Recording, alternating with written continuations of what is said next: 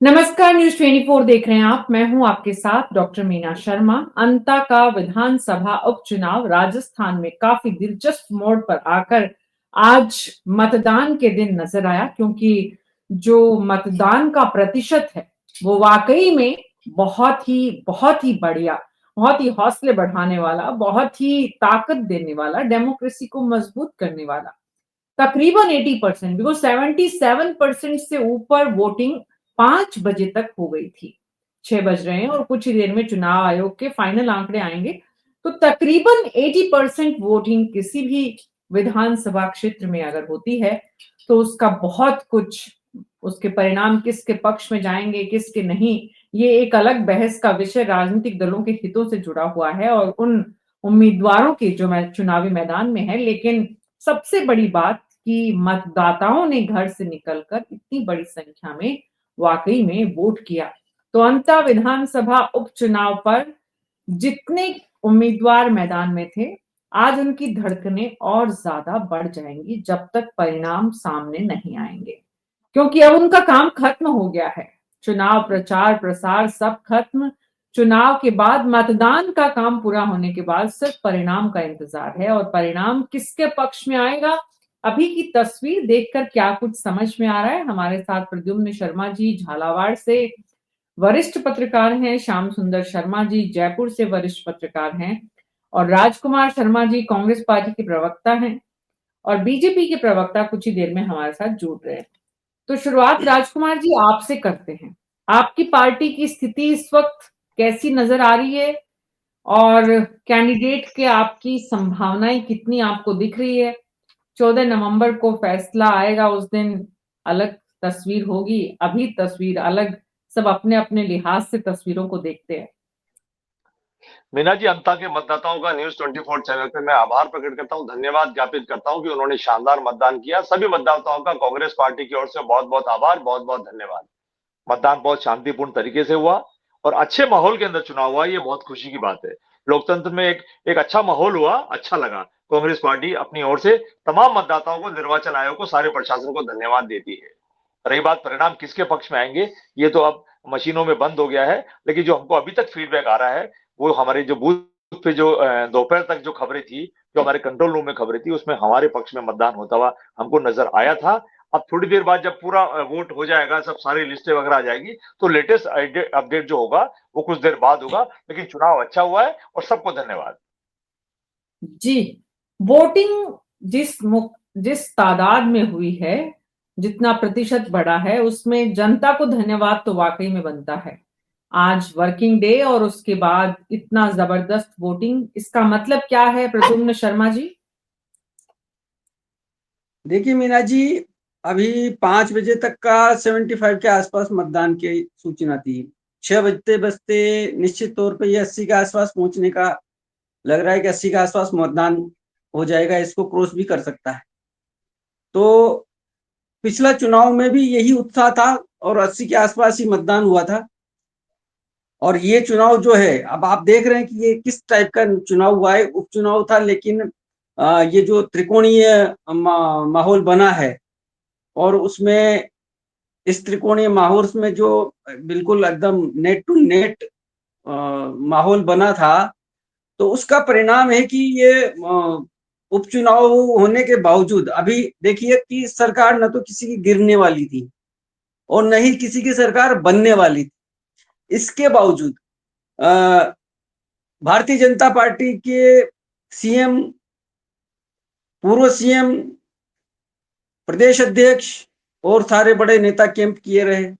कांग्रेस की ये हालत है कि आप देखिए, कांग्रेस जो प्रदेश अध्यक्ष है टोडासरा जी हैं, जूली हैं, टीकाराम जी और बड़े नेता सारे कैंप किए हुए थे। तो ये सारा जो माहौल बना है, ये इसका एक फैक्टर इसके पीछे है कि ये थर्ड फ्रंट जो बना है, वहां पर तीसरी शक्ति उभर के आई है, वो नरेश मीणा ने एक नया उभार खड़ा किया है।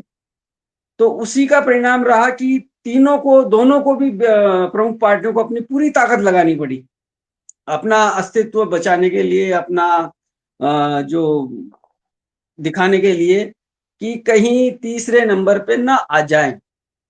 अब यदि इसमें एक निर्दलीय प्रत्याशी की जीत होती है या वो दूसरे नंबर पे भी आता है। तो जो राष्ट्रीय स्तर की पार्टियां हैं, उनका क्या हश्र होगा या उनको तीसरे नंबर पे आना कितना शर्मनाक होगा, ये पूरे प्रदेश स्तर के नेताओं के लिए एक नाक का सवाल था। तो उन्होंने पूरी ताकत लगाई। इधर आप देखिए कि ताकत लगाने के साथ में दोनों पार्टियां जो है, उनके पास मुद्दों के नाम पे कुछ ही नहीं है, कुछ देने के लिए कुछ नहीं है, वादे कुछ नहीं है, और समस्याएं लोग बता रहे हैं, मुंह पे बोल रहे हैं। भैया जी को तो कई वीडियो ऐसे देखने को मिले, मुंह पे लोग कह रहे हैं कि भाई आपने क्या किया। बीजेपी लोगों के जो नेता हैं उनको भी लोग सुना रहे हैं। तो ये जो माहौल बना है, वो एक जनता में एक जागरूकता वाला माहौल है, या ये मानिए कि एक थर्ड फ्रंट की, हाँ ठीक है, जो तीसरा जो विकल्प है, उनको लगता है कि हाँ नहीं, एक बार जनता को हमें मौका देना चाहिए। तो उस तरह का जो माहौल है वो सामने आया है। इसकी वजह से इतना उत्साह अपने को देखने को मिला है। परिणाम क्या हो गए वो तो 14 तारीख को पता पड़ेगा अपने को। लेकिन इतना अच्छा जो मतदान हुआ है और इतना अच्छा माहौल बना है, ये लोकतंत्र के लिए एक अच्छा संकेत है कि जब लगता है लोगों को, दोनों बड़ी पार्टियों से विश्वास उठ जाता है, तो इस तरह के माहौल जो है वो तो दोनों निश्चित बड़ी रूप से पार्टियों से लोकतंत्र जो को मजबूत विश्वास ही करते उठा हैं। है, उसका उसका परिणाम पर असर किस रूप में, श्याम सुंदर शर्मा जी, आप देख रहे हैं? वाकई में कांग्रेस और बीजेपी दोनों से इतर तीसरा परिणाम, तीसरे मोर्चे की जो गुंजाइश दिख रही है, मोर्चा तो नहीं, तीसरा यहाँ पर त्रिकोणीय मुकाबला दरअसल, लेकिन ये तीसरे मोर्चे के जितने भी चेहरे हैं वो जुड़ गए थे आखिर में आते आते, चुनाव जैसे जैसे एकदम मतदान के पास आ रहा था।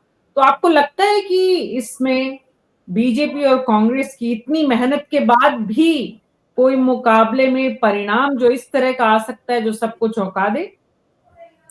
देखिए मीना जी, क्योंकि कांग्रेस के बागी हैं वो। अब तीसरा मोर्चा तो इसलिए बन गया कि आप पार्टी ने भी समर्थन कर दिया, संजय सिंह भी आ गए वहां पर। हनुमान बेनीवाल अपनी पत्नी को तो चुनाव जिता नहीं पाए, नरेश मीणा को चुनाव जिताने चले गए, राजेंद्र गुड्डा भी चुनाव नहीं जीत पाए, वो भी चुनाव जिताने चले गए।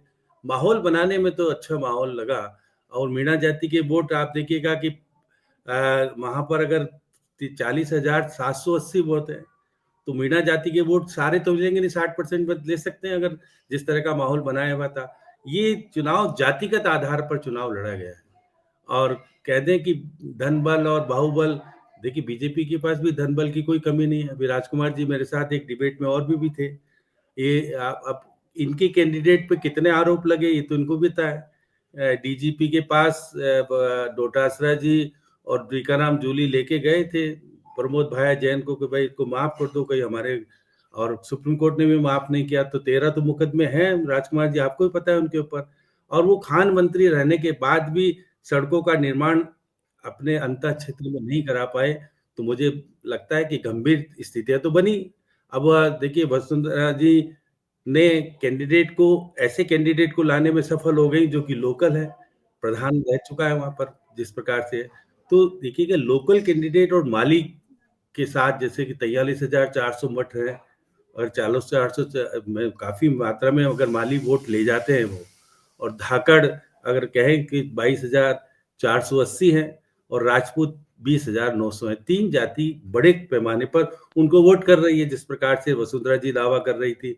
और आज तो देखिए क्या कि मैं देख रहा था कि प्रदेश अध्यक्ष मदन राठौर कोटा में बैठकर ये निगरानी कर रहे हैं, क्योंकि अंत में तो रह नहीं सकते, वो मतदाता नहीं है। कोटा में बैठकर की चिंता उनको है कि सरकार के कामकाज पर जिस प्रकार की मोहर लगनी है। सबसे बड़ी चीज तो सत्ता अगर हारती है तो सत्ता के साथ बहुत सारी चीजें, उनके बेटा दुष्यंत की भी दाव है। देखिए मोरपाल को तो बहुत जानते नहीं लोग, लोकल है बेचारा, वो प्रधान रहा है। इज्जत तो सरकार की जुड़ी हुई है यहाँ पर, और वसुंधरा जी और उनके पुत्र की जुड़ी हुई है। तो ऐसी स्थिति में उन्होंने जिस तरह से एक रोड शो नहीं किया, 2 रोड शो किए, मंगरौल में किए, फिर अंता में किया, और सिसवाली में नहीं कर पाए। 3 ही बड़े कस्बे, और तीनों कस्बे में जिस प्रकार से विकास की दृष्टि से जो होना चाहिए था वो दिखा ही नहीं, सबने लोगों ने कहा। और देखिएगा साखली जो गांव है वहां पर 1 मत पड़ा और 736 मत थे वहां पर। क्यों नहीं पड़े? कि वहां शमशान तक सड़क नहीं बना पाए। तो ऐसी स्थिति में इस विकास की दृष्टि से और 42 गांवों पर मुआवजे का मामला अटका पड़ा है। अब तो देखिए ईआरसीपी तो है नहीं, अब तो राम सेतु जल परियोजना बन गई है। अभी मैं अध्यक्ष जी कह रहे थे, मदन राठौड़ जी, हमने वहाँ टेंडर जारी कर दिए, वर्क ऑर्डर जारी हो गया और उसके बाद काम शुरू हो जाएगा। तो वहाँ का सीपेज की समस्या वहाँ बहुत बड़ी बन गई है। वहाँ का किसान कह रहा है कि भाई जिस प्रकार से राजस्थान नहर आई थी तो गंगानगर और हनुमानगढ़ और वहाँ पर सीपेज की समस्या बहुत बड़ा मुद्दा बना था, तो यहाँ एक मुद्दा सीपेज की समस्या का भी बना हुआ है। और कह सकते हैं कि जिस प्रकार से आज पहले मतदान हुआ था 81.17% और इस बार अभी मैं देख रहा था 5 बजे तक 77.17% मतदान हो चुका था। अब 6 बजे तक मतदान पूरा हो गया है करीब करीब। लगता है कि 80% मतदान होने की संभावना लगती है। जिस प्रकार से ये बात भी सही है कि मतदान अधिक मात्रा में होना है तो बीजेपी तो कह रही है हम तो जीत रहे हैं, लेकिन नरेश मीणा जो कांग्रेस के लिए बागी और जिस प्रकार से कांग्रेस के कैंडिडेट को जो कुछ करके दिखा रहा है मैदान में, वो कांग्रेस को नुकसान ज्यादा कर रहा है। वो सचिन पायलट तो चाहते थे कि उसको मिल जाए टिकट, लेकिन अशोक गहलोत बिहार चुनाव को लेकर के टिकट प्रमोद भाया जैन को दिलाया। प्रमोद भाया जैन कांग्रेस से नहीं, निर्दलीय भी राजकुमार जी पहले चुनाव जीत चुके हैं यहाँ से, मुझे तो याद है। रघुवीर कौशल हुआ करते थे यहाँ, जो भाजपा के प्रदेश अध्यक्ष भी थे, मंत्री भी रहे थे, तो उनकी स्थितियां अलग तरह की हुआ करती थी। मैं कह सकता हूं कि चुनाव में जिस तरह से जातिगत आधार पर चुनाव लड़ा गया है और भाजपा ने अपनी साख दांव पर लगा करके भाई किसी भी कीमत पर चुनाव, ये बात सही है कि इस परिणाम से कोई सरकार के ऊपर बहुत ज्यादा प्रभाव पड़ना नहीं है, क्योंकि कंवरराम मीणा जेल चले गए, इस कारण से उपचुनाव हो रहा है। अब कंवरराम मीणा 1 साल तक तो खुद ही परेशान थे, इसलिए विकास काम जो कराने आपकी बातों से श्याम जी, प्रद्युम्न जी बड़ा मुस्कुरा रहे हैं। तो प्रद्युम्न शर्मा जी, मैं आपके पास आ रही हूँ, जाना चाहती थी राजकुमार शर्मा जी के पास, कांग्रेस पार्टी के प्रवक्ता के पास, लेकिन प्रद्युम्न जी, सत्तारूढ़ दल की ताकत और प्रशासनिक मशीनरी का इस्तेमाल चुनावों में अक्सर किस रूप में होता है, यहाँ पर आपको कितना नजर आया और उसका कितना फायदा बीजेपी को आप देख रहे हैं? देखिए मीना जी, एक सबसे बड़ी बात तो यही है कि सरकार होने का फायदा एक जो मानसिकता है मतदाता की वो होती है कि सरकार के साथ वोट देना, यानी कि सरकार जिस पार्टी की सरकार है उसी का अगर विधायक बनता है तो शायद उनके लिए ज्यादा अनुकूलता होगी, काम आने में, पैसा आने में, विकास के काम होने में। सत्तारूढ़ पार्टी का एमएलए होगा तो वो आसानी से अपने काम करा पाएगा। तो अधिकतर लोगों की मानसिकता ये होती है, लेकिन अब उसमें कैंडिडेट के ऊपर भी डिपेंड करता है कि कैंडिडेट वो वहाँ उसकी छवि कैसी है, वो काम भी, जो सत्ता में रहते हुए बहुत से नेता काम नहीं कर पाते। बहुत सारे नेता ऐसे ही हैं जिनको पता नहीं राजनीति में चल रहे हैं, लेकिन अफसर ही चलाते हैं उनको। यहाँ साइन करना है तो वही साइन करते हैं, वो उनको ज्यादा कोई मतलब नहीं है। तो कई बार कैंडिडेट की छवि पे भी निर्भर करता है, प्रत्याशी की जो अपनी खुद की छवि है कि वो कितना काम करा सकता है, कितना अपने अफसरों से बात कर सकता है, उनको काम के लिए दबाव बना सकता है, ये सारी चीजें होती है। लेकिन अब मशीनरी वाली बात है तो नेचुरली सत्ता है, केंद्र में भी सत्ता है तो कुछ ना कुछ होता है। ऐसा नहीं है कि चुनाव आयोग कोई बीजेपी को या कोई प्रत्याशी को, नहीं, निश्चित रूप से चुनाव आयोग ये काम नहीं करेगा। नमित जैन बीजेपी के प्रवक्ता हमारे साथ जुड़ रहे हैं, नमित जैन बीजेपी के प्रवक्ता जुड़ रहे हैं, प्रद्युम्न जी। लेकिन ये बात ठीक है, चुनाव आयोग तो किसी की मदद कर ही नहीं सकता कानूनी रूप से, लेकिन मशीनरी का इस्तेमाल सत्तारूढ़ दल करती है, वो कभी कभी और कई बार बल्कि वो चुनावों में मदद कर सकता है कैंडिडेट की, जो सत्तारूढ़ दल का कैंडिडेट होता है। राजकुमार शर्मा जी, लेकिन उसके बाद भी, सत्तारूढ़ दल की इतनी ताकत के बाद भी आप कॉन्फिडेंट हैं कि कांग्रेस पार्टी का उम्मीदवार ही जीत कर आएगा? तो इस बात से ये समझ में आता है कि सत्तारूढ़ दल कुछ कर नहीं पाई और मशीनरी का उपयोग भी कर नहीं पाई। मीना जी, मशीनरी का प्रयोग तो बहुत ज्यादा कोशिश करी उन्होंने, करी भी है, करते भी हैं, हमेशा रहा है। जब भी भारतीय जनता पार्टी की सरकार रही है वो पूरा धनबल का प्रयोग करते हैं, प्रशासन का प्रयोग करते हैं, तमाम छोटे बड़े नेता इधर उधर से आते हैं, कैंपेन करते हैं, करना भी चाहिए, लेकिन प्रशासन का दुरुपयोग नहीं करना चाहिए।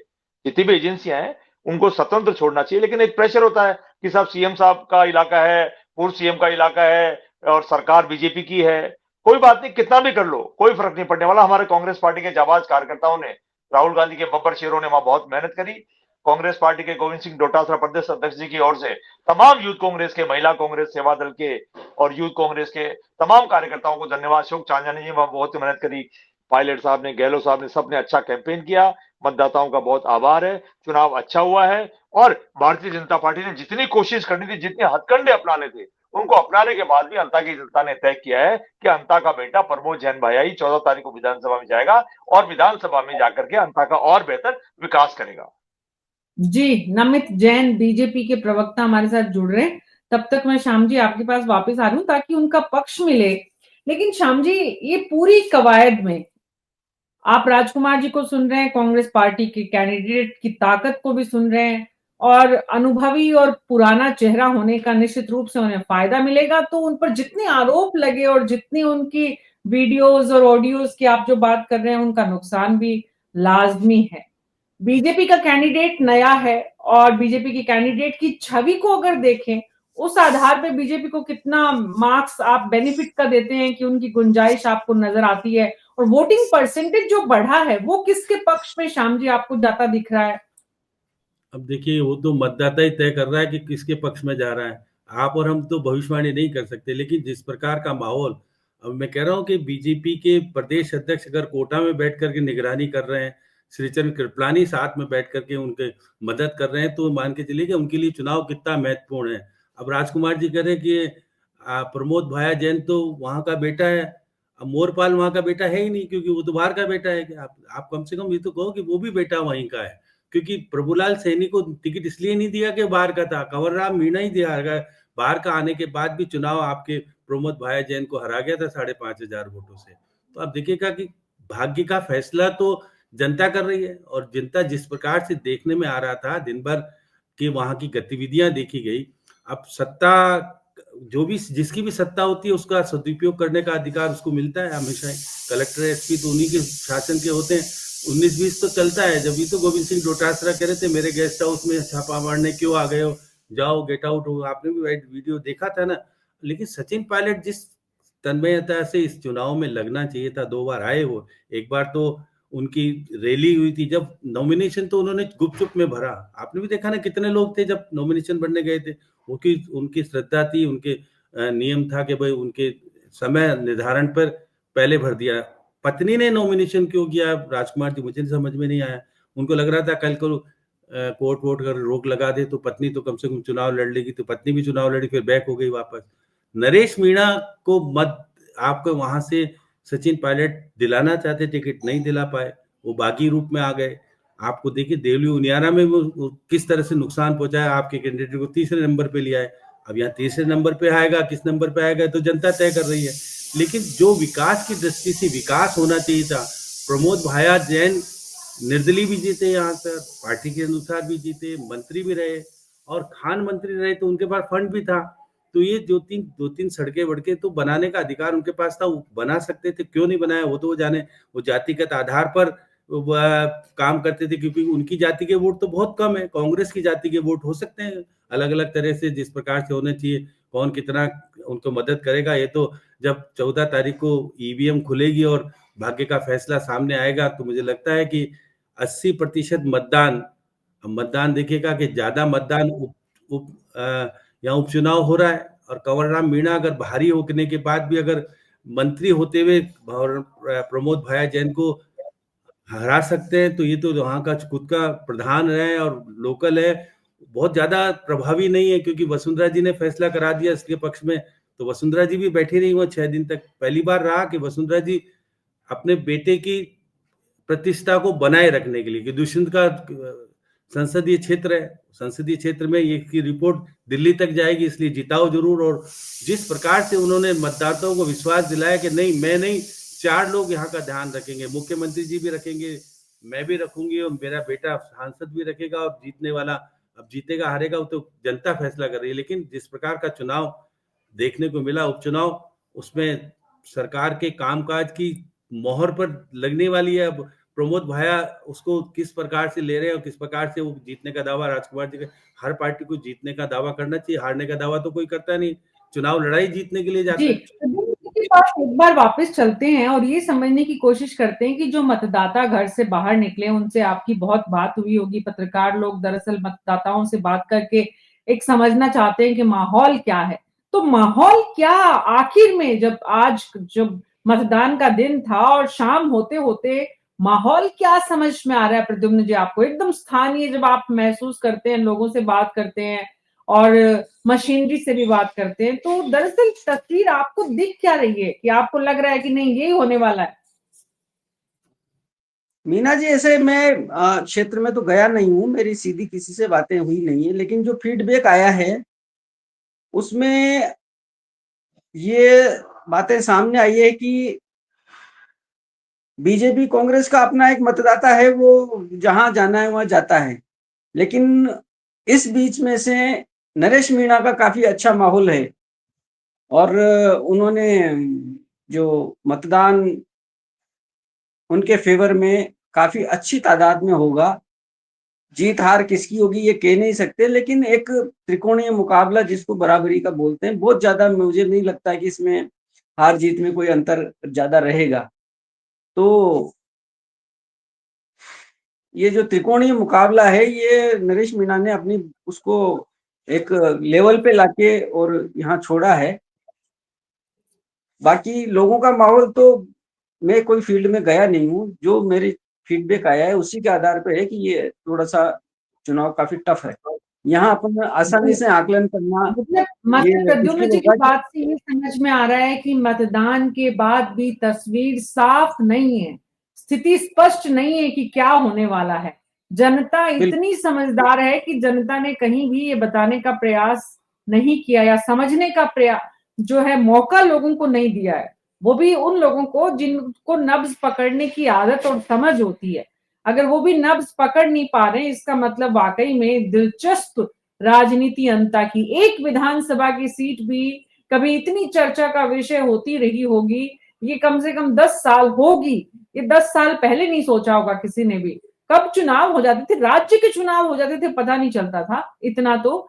और यहाँ पर एक विधानसभा सीट पर इतनी चर्चा पिछले लंबे समय से हो रही है। श्याम जी, आप मेरी बात से सहमत होंगे? देखिए, चुनाव किस कारणों से हुआ? अब देखिएगा, क्योंकि 5 साल के लिए बीजेपी के कैंडिडेट को चुन करके यहाँ से भेजा था।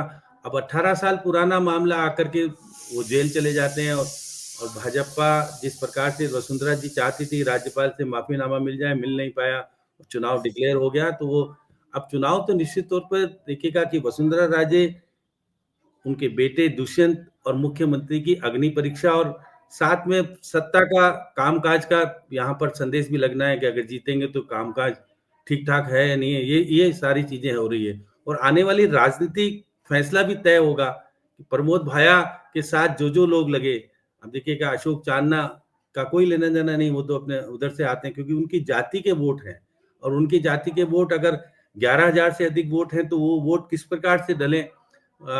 पूर्व मुख्यमंत्री अशोक गहलोत माली जाति से आते हैं, माली जाति के 43,400 वोट। अब वो कितने वोट अपने कैंडिडेट को दिला पाने में, क्योंकि प्रमोद भाया जैन के तो बहुत कम वोट हैं। क्यों राजकुमार जी, बहुत कम वोट होंगे वो तो, क्योंकि जिस आधार पर जीतते हैं वो तो उनका आधार अपना है कि उनकी पत्नी जिला प्रमुख आज भी है जिस प्रकार से, लेकिन जिता पाने में अब सक्षम हो पाएंगे नहीं हो पाएंगे पता नहीं, क्योंकि उनका नरेश मीणा ने खेल बिगाड़ दिया। नरेश मीणा अगर चुनाव में नहीं आते तो निश्चित तौर पे सीधी लड़ाई लड़ी होती और वो उस क्षेत्र में सेवक भी कहे जाते हैं, उनके पास पैसा है तो सेवा भी करते हैं, बहुत सारी सेवा करते हैं, लेकिन सड़क बनाने में पीछे क्यों रहे वो पता नहीं, क्यों चूक गए कि भाई उनको नहीं पता था कि मुझे उपचुनाव में जाना पड़ेगा। मैं मंत्री रहते हुए उनके पास फंड बहुत था, क्योंकि खान मंत्री के पास अलग से फंड होता है, आपको भी पता है, वो बहुत सारी चीजें करा सकता है, लेकिन उनको पता ही नहीं था कि मुझे 2 साल बाद ही चुनाव लड़ना पड़ जाएगा। तो ये सारी बातें है। अब वसुंधरा जी ने कैंडिडेट का चुनाव ठीक ढंग से करा लिया।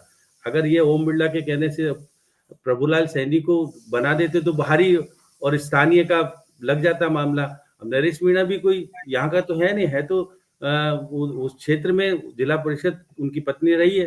तो ऐसी स्थिति में स्थानीय, वो भी कहते हैं प्रमोद भाया जैन, मैं नहीं, मेरे पिताजी भी 12 में पैदा हुए थे।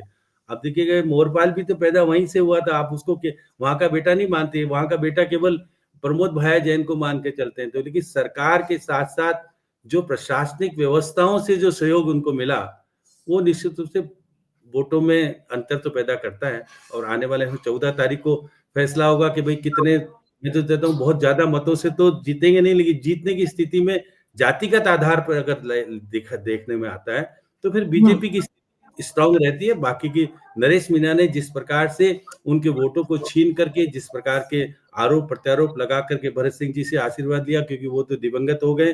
भरत सिंह जी ने खून से भी पत्र लिखा था, राजकुमार जी आपको याद हो तो, और क्या लिखा था पत्र में ये भी पता है कि ऐसे मंत्री को तो हटा देने। विधानसभा में बार बार बोला करते थे, उनकी कोई सुनता नहीं था। पूर्व मुख्यमंत्री जी उनके घर पे जाके संतुष्ट करके आए, भाई मत बोला करो, फिर भी बोलते रहे थे, वो मरते दम तक कहते रहे थे। और नरेश मीणा को वो आशीर्वाद दे गए, उसी आशीर्वाद का कारण है कि वो चुनाव लड़ने आ गया। उनका कोई लेना, देवली उनियारा में भी चला गया था। अब कांग्रेस उनको मानती नहीं है अपना, वो कांग्रेस का कहते हैं मैं तो कांग्रेस का हूँ। तो इस प्रकार से कांग्रेस को हराने में योगदान तो नरेश मीणा का रहेगा, मैं मान के चलता हूँ। जिस प्रकार से वहां उन्होंने अब वो कांग्रेस को हराते हैं कि सत्तारूढ़ दल का नुकसान कर पाते हैं, हनुमान बेनीवाल आखिरी मोड़ पर पहुंचकर क्या कुछ कर पाते हैं, राजेंद्र गुढ़ा जो अपना चुनाव नहीं जीत पाए। बहुत बड़ी बात आपने कही श्याम जी, यहाँ हनुमान बेनीवाल अपनी पत्नी को चुनाव नहीं जिता पाए, वो नरेश मीणा को चुनाव जीतने वाले निकल गए हैं। तो देखना काफी मतलब जब भी परिणाम आएगा तो ये समझना होगा कि दरअसल मतदाता क्या समझता है, राजनेताओं के संकेतों को किस रूप में लेता है और कैसे मतदान करता है। तो अंत का चुनाव परिणाम जिस दिन आएगा उस दिन हम चर्चा करेंगे एक बार फिर से। अभी आप सबका बहुत बहुत शुक्रिया इस चर्चा में शामिल होने के लिए। कुल मिलाकर जनता ने अपना मन जो है वो किसी को पढ़ने का मौका नहीं दिया है, साफ कर दिया है कि आप परिणाम तक अपनी धड़कनों को बढ़ाए रखें, और परिणाम जब तक नहीं आएगा तब तक ये पता नहीं होगा कि किसका सिक्का जो है वो 24 कैरेट का है, सोने का है, और किसके सिक्के खोटे निकले। तो जिसका भी सिक्का काम करेगा, वो चाहे सरकारी मशीनरी का इस्तेमाल करने वाले हो या फिर नहीं करने वाले हो, दोनों में से जनता सब समझती है। तो जनता जो समझती है उसने क्या फैसला लिया है, वो चुनाव परिणाम के दिन हम एक बार फिर से अंता पर चर्चा करेंगे। अभी आप सबका बहुत बहुत शुक्रिया। न्यूज़ 24 के दर्शकों को अगर अंता से संबंधित कोई भी हमारे दर्शक जो इस कार्यक्रम को देखते हैं, जानना चाहते हैं, समझना चाहते हैं, हमारे कमेंट बॉक्स में जाकर सुझाव दे सकते हैं, अपनी बात रख सकते हैं और हमारे पैनलिस्ट से लाइव सवाल भी पूछ सकते हैं। अभी मेरे साथ इतना ही। नमस्कार।